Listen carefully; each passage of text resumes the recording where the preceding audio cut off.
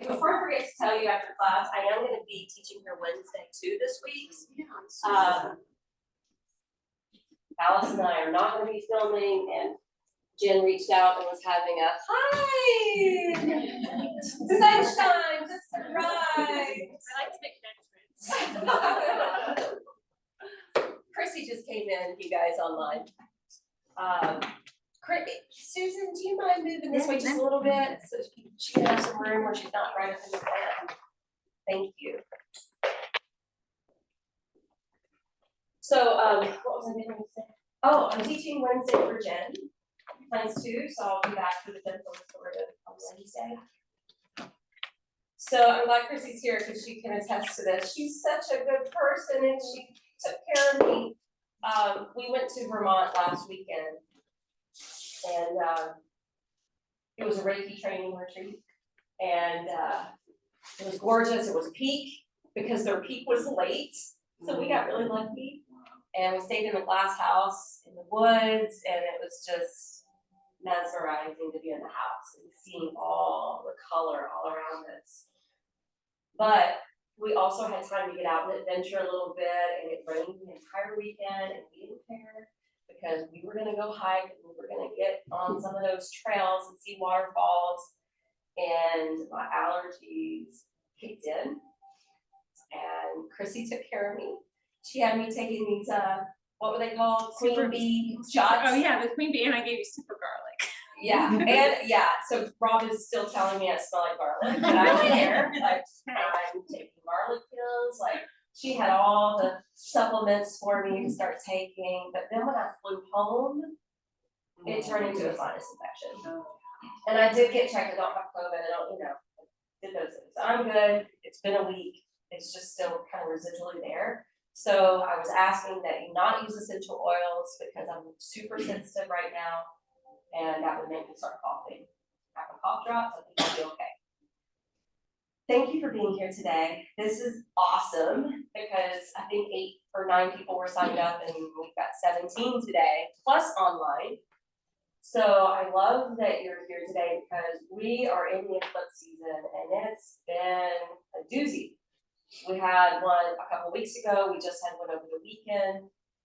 You might have had some things stirring up, maybe to deal with your ancestral line, because in Vedic astrology, that's what's stirring up, is your family. In Western astrology, they're like, yep, it has to do with relationships and our emotional center of the brain, right? So it could even be the relationship we have with ourselves. So just be aware of that. That's not what we're talking about today, though. I have a story to tell you today. And this is a story I heard this past week, and it was a story that's been passed on. And it was during a time where there was a war going on. Not in here right now, but so the story goes, there was a young man who had to go to war, and he was a medic. And so even though he wasn't on the front lines of the fighting, he was on the front lines because he was having to take care of everybody that was injured and wounded and dying. And you can imagine that's hard work. It's hard to see. And anyway, he had been pen paling back to, his family, and the town that he was from got together and decided they wanted to create pen pal relationships between the people from the town, thanking the men that were in service. And so they started exchanging letters. Well, the person he got as a pen pal was a young woman, and she was a seamstress. And they started writing these letters back and forth, and he always was excited to receive one of her letters. Because even this was somebody he didn't know, he was getting to know her through the letters and through the exchanges. And they would share information about, their past and what was happening in their now moment. But they didn't really share like their age or anything like that. Anyway, this went on for a couple of years. And when it was time for him to finally come home, they had written each other a letter. he had said he was gonna get to come home, and she had written me back and said, let's meet. And so they set up a day and a time and a place, and they were gonna meet at the train station. And she had suggested, hey, I'll wear a red rose in my hair. Why don't you wear a red rose on your lapel? And that way, we'll know who each other are. So he agreed to do that. And when the day came, she was nervous and giddy and excited and ready to meet this man. And she went to her grandmother and she told her grandmother the whole story. She was like, I get to meet him.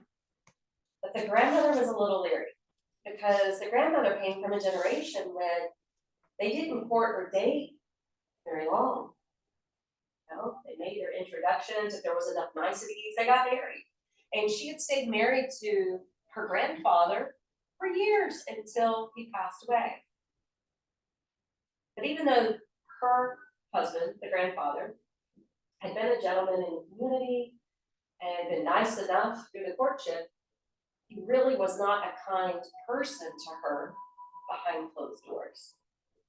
And so she was really close to her granddaughter and she wanted to break the generational pattern. She's like, I don't want you to meet this guy based on words. Actions speak louder than words. And you don't know this person. So how about I pretend I'm you? I'll put the red rose in my hair. Well, let's test his character. And the granddaughter was a little unsure, but she trusted her grandmother and she understood why her grandmother wanted her to do this. And so she said, okay. So they both go to the train station and they separate. And the grandmother goes to sit on the bench with the rose in her hair, and the granddaughter's looking from afar and just watching anybody coming through the door, waiting for the man with the rose on his mouth. He comes in and he's scanning across the room, looking for a younger woman that sees this older woman sitting on the bench. He knew it was her. The sign was the red rose. So the granddaughter's watching from afar and she's nervous and he starts to slouch and he looks down and he takes the rose off. He turns his back on the grandmother. She hadn't seen him yet. He walks back out the door. The granddaughter was just heartbroken. Well, that's it. He just walked out. But she didn't run to her grandmother right away because she was sad. And the next thing she knew, she looks up and the man is back with a bouquet of roses. This makes me cry. He goes up to the grandmother, he kneels down, and he tells her, I came in with a single rose, but you deserve a whole bouquet. You were my lifeline. You kept me alive. You kept me wanting to come home. Your stories and your exchanges were just what I needed. Thank you. She jumps up, wraps her arms around me, and says, oh, thank you. But now I need to apologize because I've deceived you. And he's confused and he's like, what do you mean? And she said, I'm not the one who wrote the letters. It was my beautiful granddaughter. And I made the mistake of marrying someone that didn't have the best character. And I wanted better for her. And so she calls the granddaughter over. They make the introduction. And it was love at first sight for this couple. The moral of that story is, he passed the test. Not only did he come in and see that, and yes, he could have been a little disappointed, but he realized it didn't matter the age of this person. this person was someone that he now really wanted a connection with, if this was truly the person that was writing the letters. And he wanted to thank her. So in yoga, and what I love about the studio is we don't just teach exercise yoga.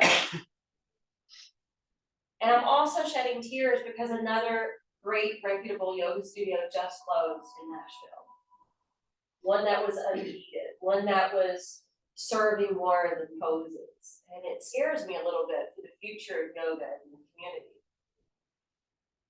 But if we learn the yogic philosophy, if we share these kind of stories that are inspiring and intriguing and enlightening somehow, then it makes an impact upon us, and then we can create this impact on the community and the people that we're around.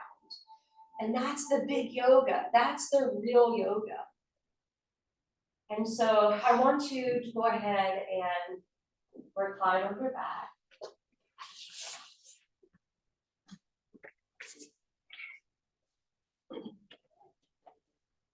And as you recline down to your back, I want you to get yourself set up in any comfortable position that speaks to you, whether it's something underneath your head or something underneath your knees, or maybe just bending your knees to cater to your back.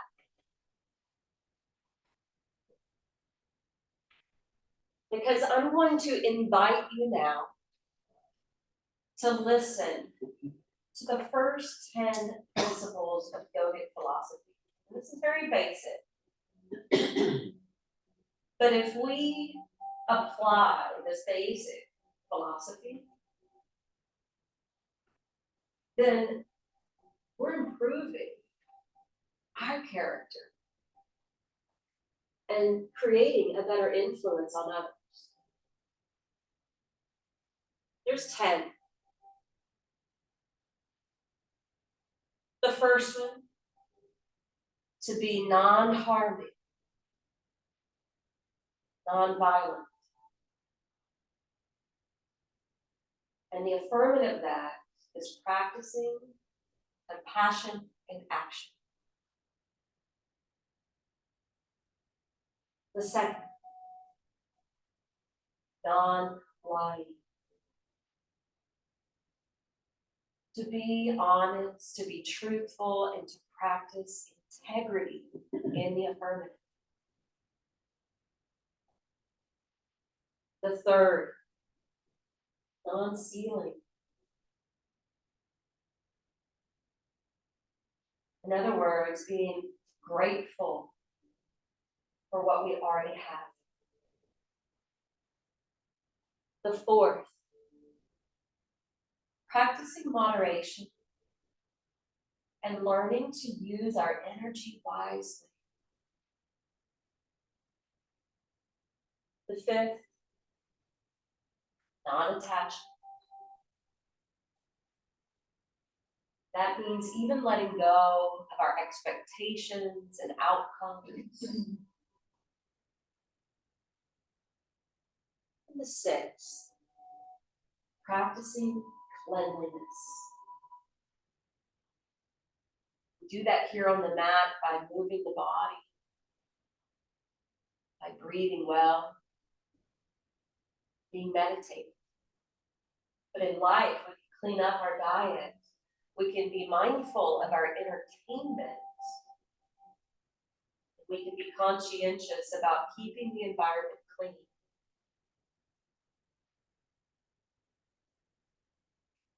The seventh, practicing contentment. Being comfortable in our own skin. The eighth, self-discipline, a form of self-control. The ninth, self-inquiry. So that we're studying, observing, and getting to know ourselves at a deep personal level.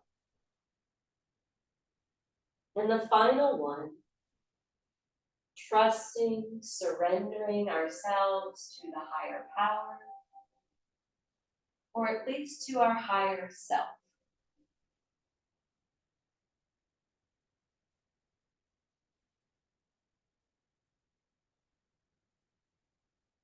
Now that you've taken these steps that can shape our character, we'll begin starting to shape-shift the body. Take a deep breath in and start to stretch your arms overhead, maybe even stretch your legs long and point through the feet. As you exhale, hug your knees into your belly, chest.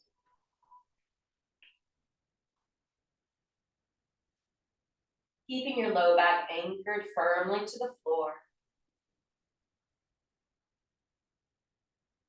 And go ahead and separate your thighs and knees. But you're getting a little extra work in your hips.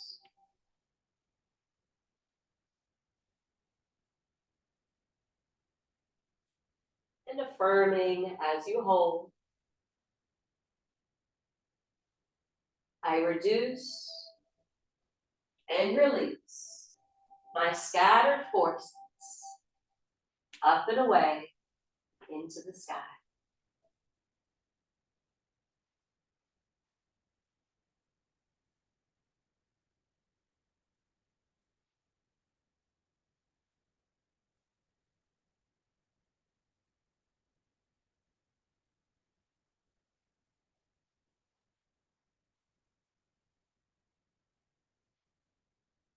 When you're ready, gently roll over to one side of your body.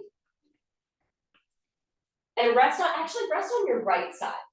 And if you want to cup your right arm up underneath your head for a moment, that's fine. But I usually tell you, we roll to the right to a lot more space for the physical heart. We roll to the left to a lot more space for the liver.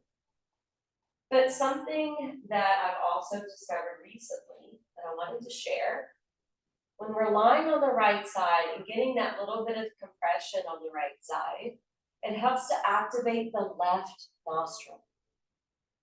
That left nostril is ruled by the right hemisphere of the brain, which is where our intuition, our feeling of euphoria, but also seeing the big picture of things so that we're lessening our judgments, that gets activated. So I thought that was important enough to share with you. Let's go ahead and push down through the left palm to build ourselves up. And we're going to move into a tabletop position. So be mindful if you need extra padding, you can include that blanket under your knees.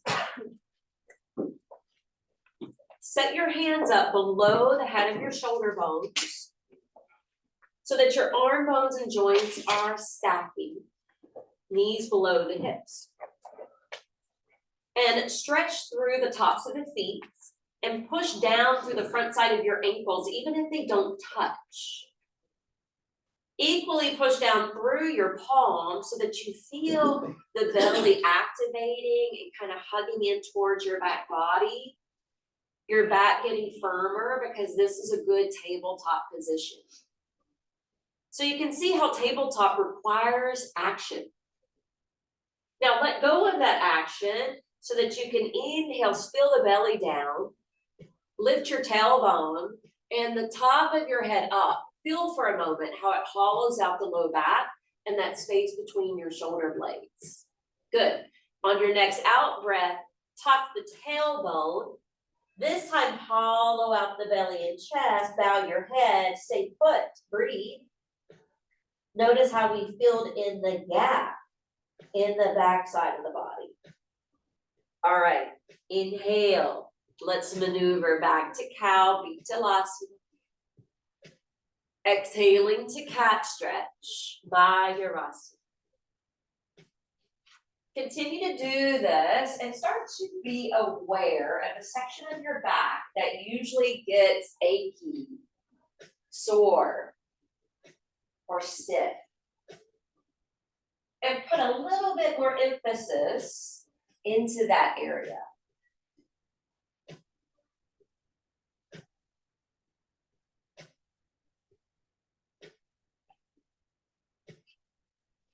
The next time you take your cat stretch, I want you to neutralize the back here. You're gonna shift your left foot over to the left side. You're gonna send your right leg straight and plant that back foot. Then you're gonna fly the right arm overhead. So Kelly, opposite. So left knee down, right leg back.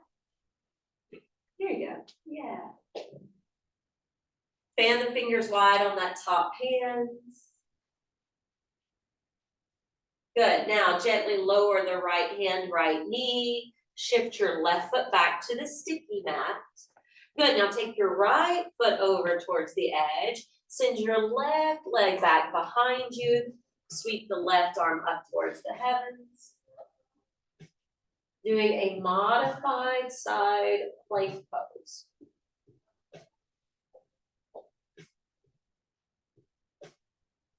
Push heavier through the back foot. Feel the ignition light up in that back knee.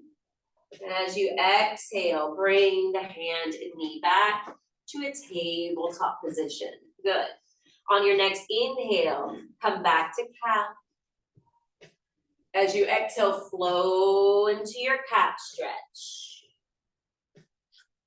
Continue that a couple more rounds, but be slow, methodical, mindful.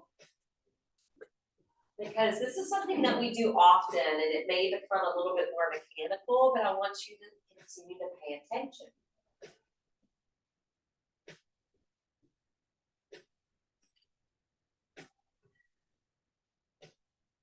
All right, after your next cat stretch, I want you to come back to tabletop position.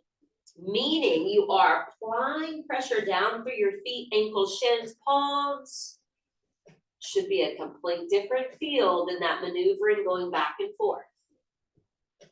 All right, but for the next exercise, we don't need all this kind of core work here or this rooting down. So don't push the floor away from you as hard and let your belly get a little soft, but not drag, so that you can pick up your right leg. And then you're gonna go into cat curling its tail pose, which is keeping that knee elevated, swirling open through the hips and the pelvis. Similar to the way we would perform downward scorpion in downward facing dog, but we're on the hands and knees. Good, exhale, lower the right knee down. Good, second side, pick up the left. Point the foot, continue to fly the knee up and spin open through the hips and pelvis. Now it's okay to look over to one side if you feel compelled to. It's also okay to keep the neck neutral and look down. All right, let's lower the left knee and let's sink back into a child's pose to get the weight off the wrist. If child's pose is not good for you, you can always come forward to your belly and you can cross your arms and take crocodile. Either way, just coming into more of a prone position where you're face down. Just be here in your body. Let gravity assist you.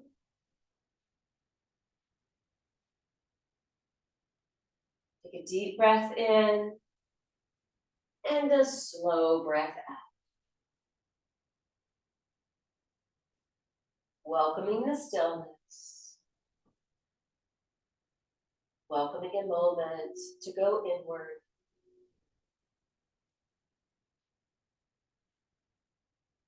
Releasing, letting go of all outer involvements. Moving into your own inner haven of peace.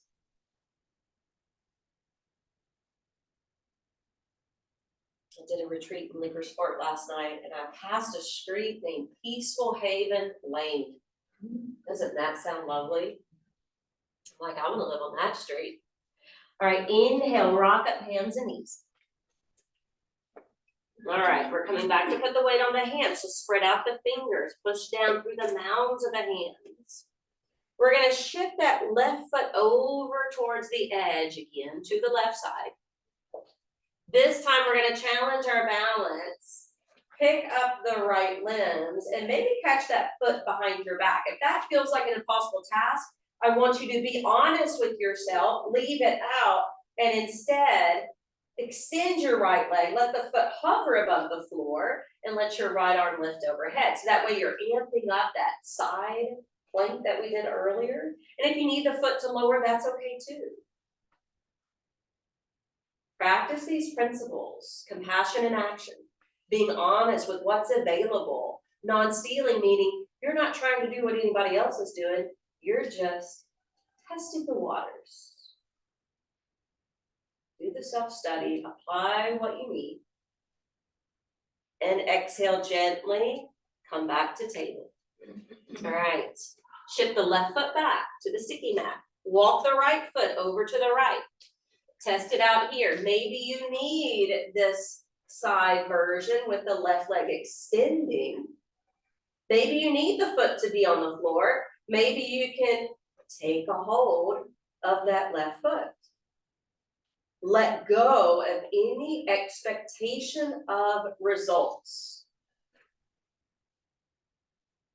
That's how we build the character here on the mat.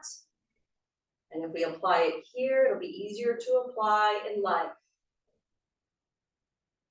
Exhale, let's release. All right, step your hands. One more step beyond your shoulders, curl your toes. Lift up to downward facing dog. From Adho Mukha Svanasana, notice where your weight's landing in your hands, because if it's leaning more into the pinky side of the hand, power down through the mound of the index finger. If all the weight's in the index finger, move it outward to the pinky finger. Distribute it just as we would through our feet. Slightly dial the hands away from each other so you feel the shoulders opening up. Let your head bow between the arms. And then begin to casually walk and step it forward towards the top of the mat. When you bring the feet side by side, fold into your Uttanasana. And I'm not going to be doing Uttanasana today because if you have congestion at all, or the sinus pressure that I have, this is the worst pose to be doing. So for me, I need to modify. I'm going to do it hands to the shins or thighs so that my head stays somewhat up. You may need that modification for another reason. You may need to bend your knees as you fold. So listen to your body.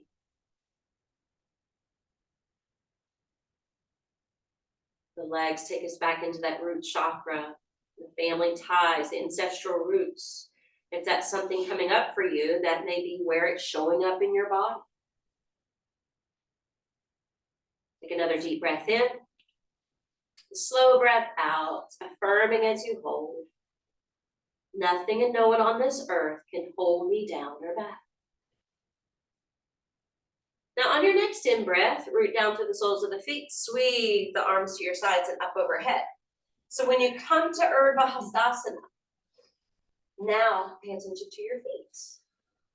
Do you need to roll them in or roll them out to even out the distribution of where you're rooting down? And then notice what happens to the knees, what happens to the quads. Can you lift up through your side body, through the outseam of the shoulders, through the fingertips? Even if your shoulders are lifting up towards the ears, that's okay. Let's take a deep breath in and start to lean back. Exhale, bring the hands together, bring them down to the heart, bend the knees, sit back with your hips. Now let the shoulders droop and release down the back, softening away from the shoulders. But notice your weight may be more in your heels, especially with the hands down, because we don't have the arms to shift the weight forward. So you have to focus on your sternum. lift up and slightly forward with your breastbone. Notice how it comes more back to the toes, a little bit more stability. As you exhale again, you're gonna bend deeper, you're gonna crouch lower, crouch lower, crouch lower, crouch lower, and have your fingertips coming to the floor. Step back with one foot and then the other and take your plank. Hold your plank with your thighs plucking up, building some bone density as we support our body weight. And then exhale, push back away from your wrist. Sail the hips high up in the air. Lower the head between the arms. Adho Mukha Svanasana. All right, when you're ready, come forward and down to your knees, but keep your toes tucked. If your hands are more beyond the shoulders like mine are, you can walk them back just a smidge. We're gonna shift the shoulders past the wrist. We're gonna keep the hips in the air, bend the arms. You don't have to come down very low. And then inhale, push right back up. Exhale, press back away from your hands. Keep your toes curled under into this pose that we refer to as Mecca, similar to child's. Inhale, come forward again. Exhale, shoulders past the wrist so that you can drop the head and heart a little lower than your pelvis. Inhale, press back up. Good. Exhale, lean it back. Doing this again. Inhale, coming forward. Exhale, dropping down to your level, to your degree. Inhale, push back up. Good. Exhale, press it back. All right, inhale, rock forward. Take your downward facing dog. Adho Mukha Svanasana. Being here, letting everything flow towards the brow, that intuitive center, where we can receive insights and revelations. And it creates a calming effect. When you're ready, you're gonna step the feet forward. Returning to the top of the mat, you can fold over or you can modify, yogi's choice.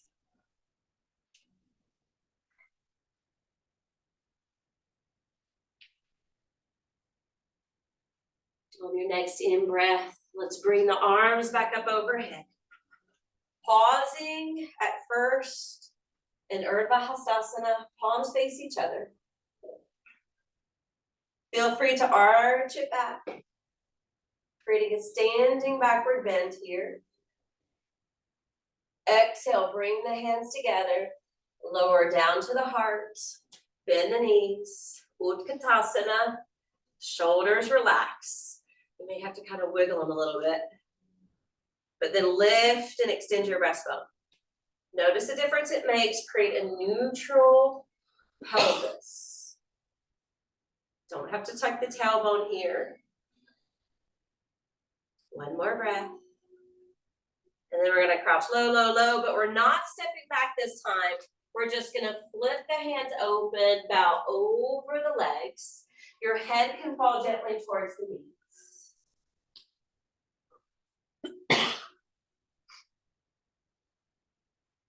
Standing form of child's pose. And now it's really important how we come up. So I want you again, root the feet. Get your feet heavy. Pull the abdomen in so you're rising up. Shoulders relaxed. Legs are strong. Core is strong. And you can roll it up all the way to stand. Okay. I want you to take one of your blocks and you're gonna hold it in between your palms. You're gonna step back with your right foot and that front knee is going to lunge and stack over the ankle.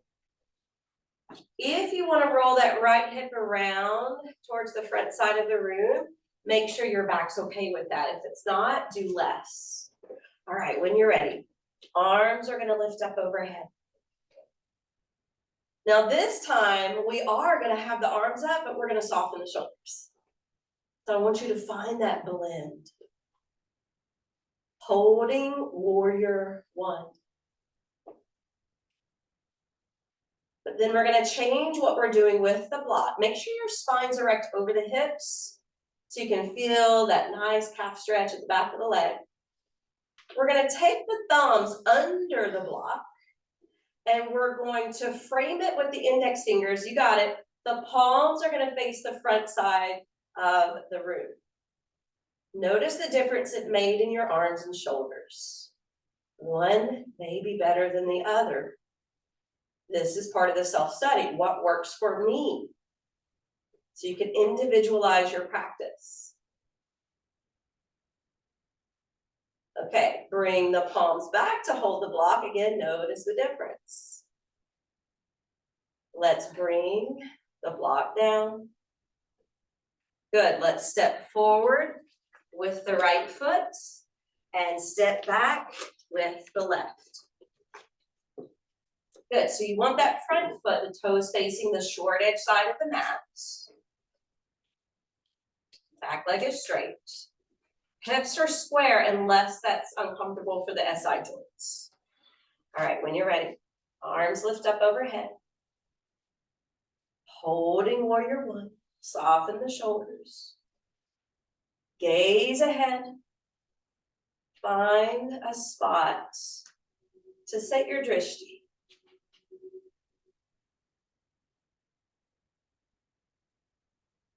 Form that relationship with your breath.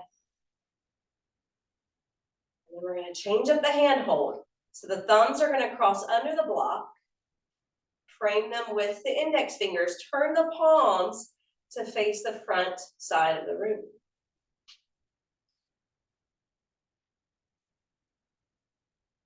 It may feel very subtle, but it may be quite the difference that you need.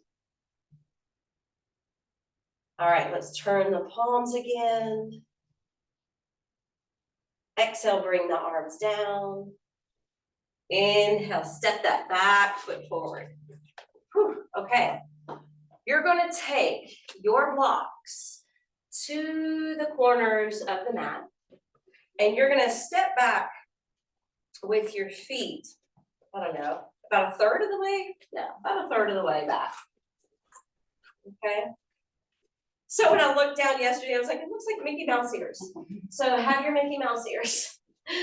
Step back with your right foot. I'm not a Disney person. I don't know where that thought came from, but it works.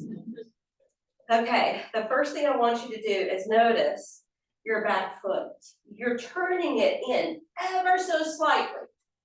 So it's not perfectly parallel to the back of the mat, but it's not turned in because we want that trunk to open. Okay, splay your arms out, shoulder height. Press back into your hips and lengthen out over the left leg without bending the knee. Good, exhale, bring that hand down to the shin or in front of the shin and let your right arm reach overhead. Okay, we're using the leg to prop today because we're gonna use the block for something else. Stack the shoulders. See if you can roll open through the barrel of the chest. And if that top arm gives you any grief, bring the hand down, no problem. That's your truth. All right, we're gonna circle that right arm past the right hip, gaze down, and bring that right arm to hang like a rag doll. So it's just hanging in midair, okay? Sometimes that feels really nice for the fascia, the connective tissue, because it can get pretty tightly woven, but I want you to feel the twist. So flip your right hand so you're looking at it. Take your time. Circle that right arm back out and up towards the heavens. You feel that open twist?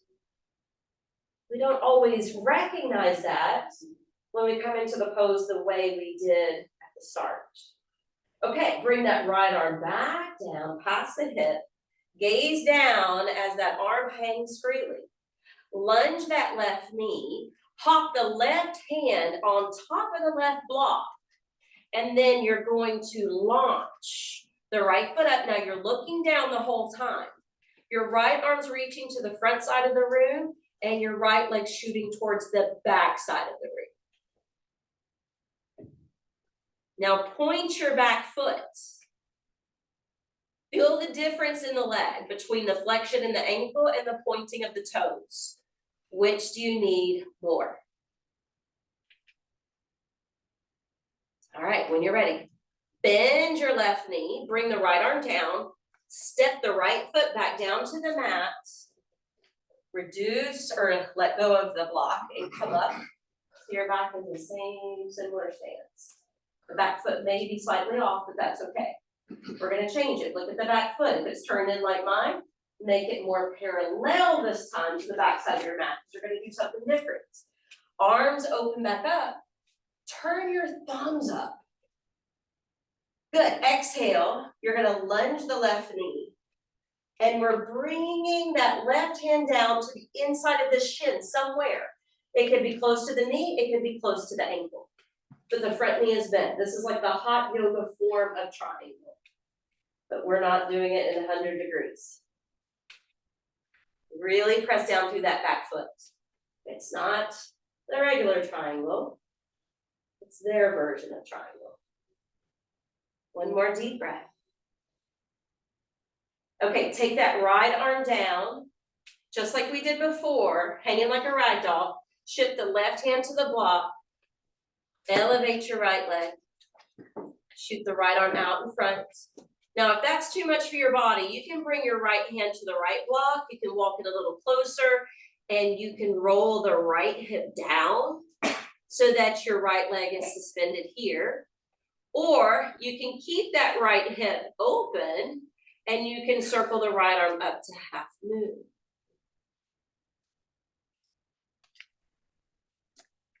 So what's better for you today? What's more gentle for you today?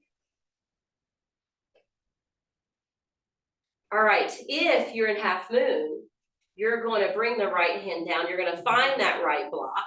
You're going to walk it over so it's stacked under the shoulders, and you're going to join everyone else with the right leg shooting back behind you. Bend the left knee, step the right foot down to the floor, and then reset your right block back to the corner and safely come up. How is that? Good? Okay, it's getting warm in here. Okay, left foot steps back. Okay, we're doing the regular Trikonasana first. So have at least 3 rulers distance between the feet. That left foot can be slightly angled in, not quite parallel to the back of the mat. Extend your arms out shoulder height, lengthen over the right leg.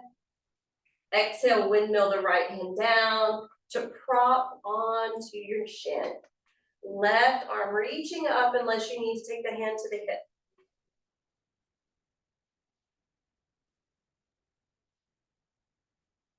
Grip your feet into the mat.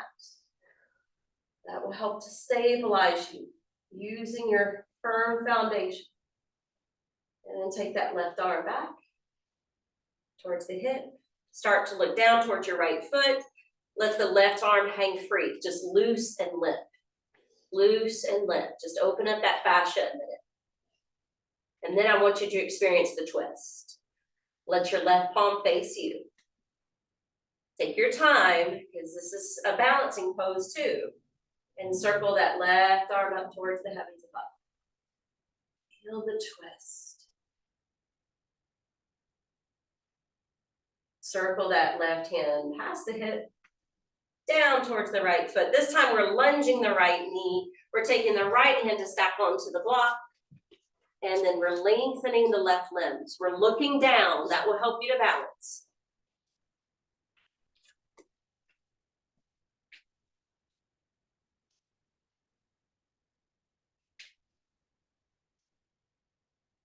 This is where we're staying. You can flex the foot, you can point the toe. You can see on this side which is better for you.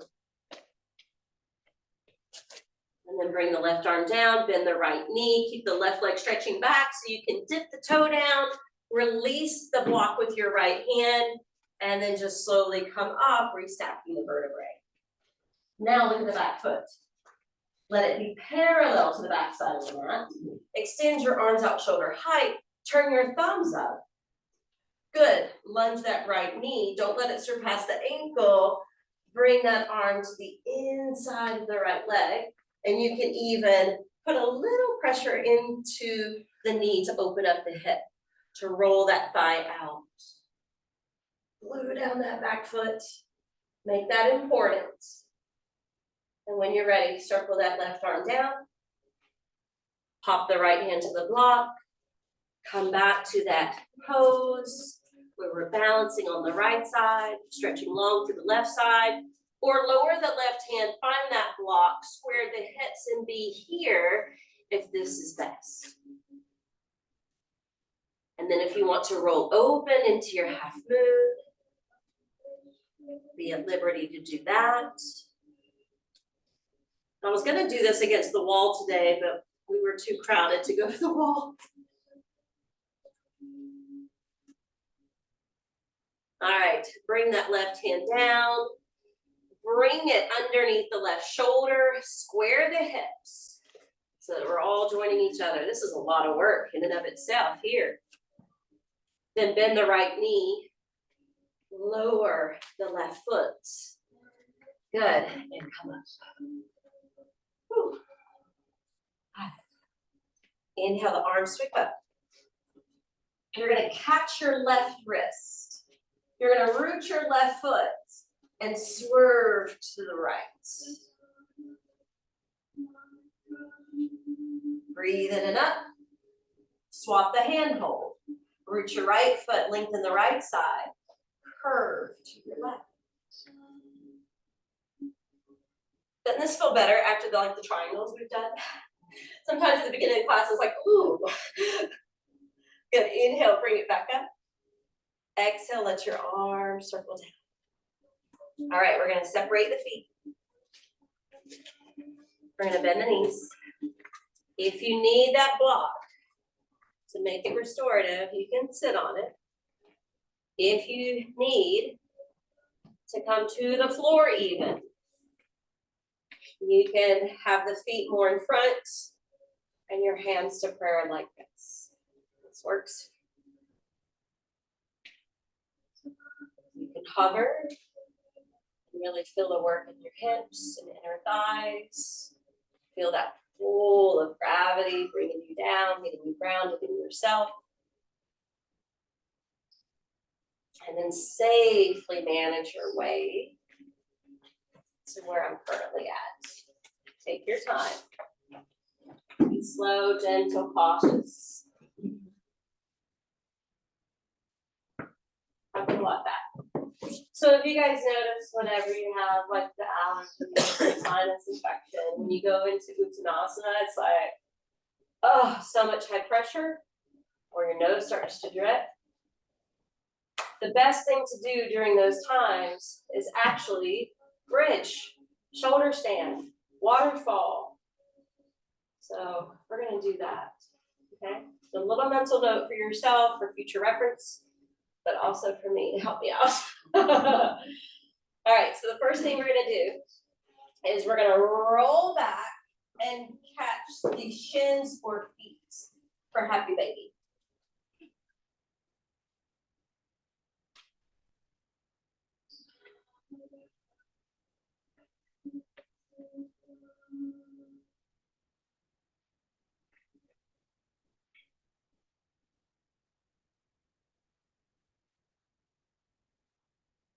Lounging and saturating the joints a moment here.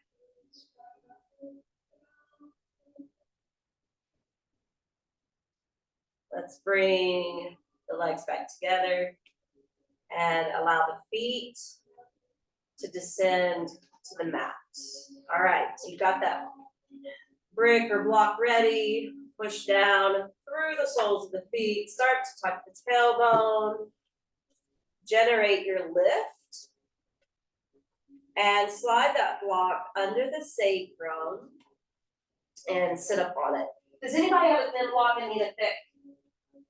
Because I can trade out with you.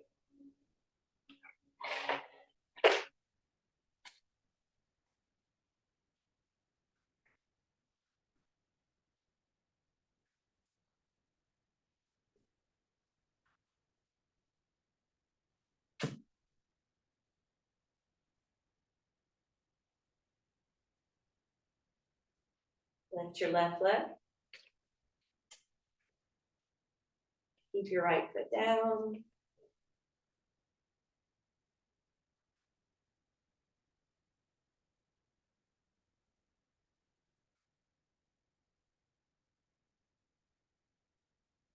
Lower the left. Inhale, lift the right. This is a form of elephant when we do the single leg.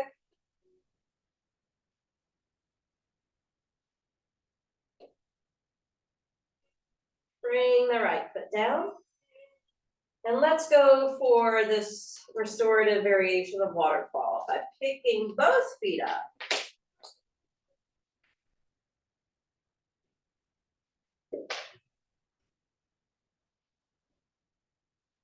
There's also a way to do this more actively with your arms tucked under your body and your hands wrapped around your waist without the block.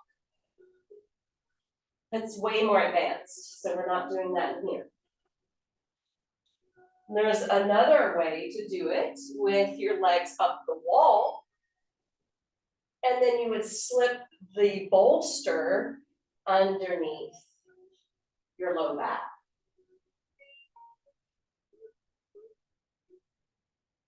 This is helpful for calming the mind and nervous system. Also a great sleep aid when we're having the full moon, intensity of the eclipses. And I slept great Friday night, Saturday night, couldn't sleep hardly any last night. So sometimes it comes after the fact, not necessarily on the date. All right, let's go ahead and lower the feet down. Press and lift, meaning press the feet and lift the hips. Slide the block away, roll it down one vertebra at a time. And you may feel that need to hug the knees in. So you can hug them both in or you can hug them one at a time. Just for a little counter there.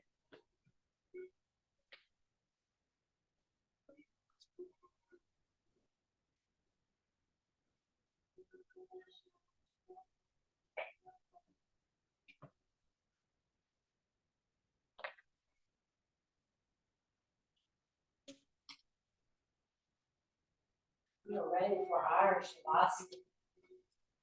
So we did get choiced in. I don't feel like we need another twist. I want you to consider if you have had sleepless nights, if you have, feel free to go to a wall to sit legs up or feel free to create a slide to sit the legs up.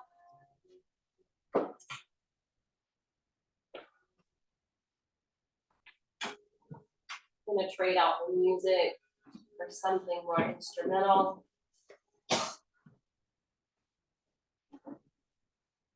And I'd like to give you a couple options for Shavasana today.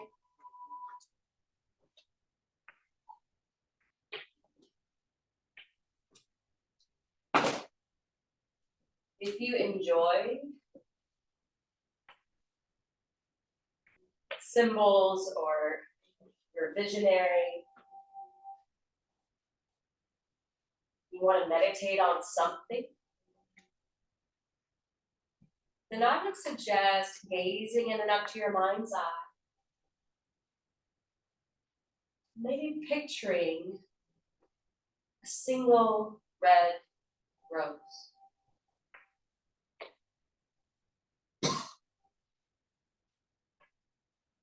Rose that represents love and beauty. You can even reflect on the story and the test of the character. If you don't want to think and you don't want to be visual, then feel free to just let the music lull you into a state of relaxation.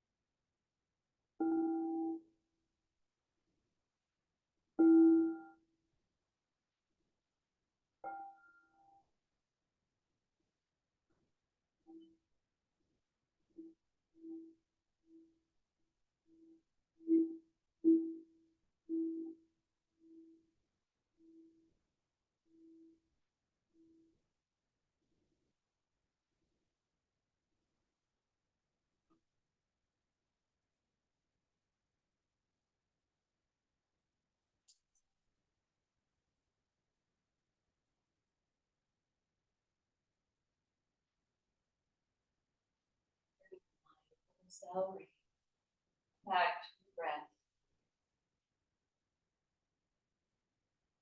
Point back to your body. Your mind went elsewhere.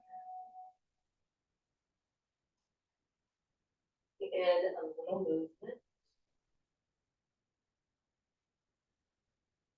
And exiting your pose. Taking your time.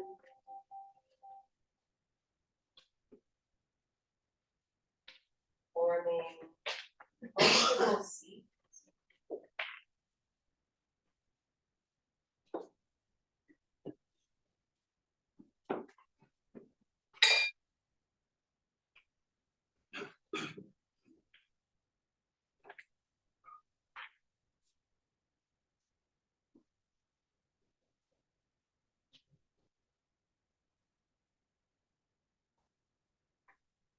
Let's lift our hands to prayer position.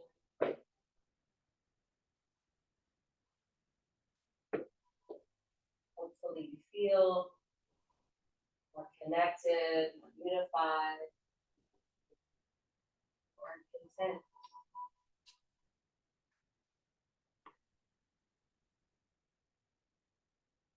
I recognize and see your light. And I bow to that light that you hold within. Guys,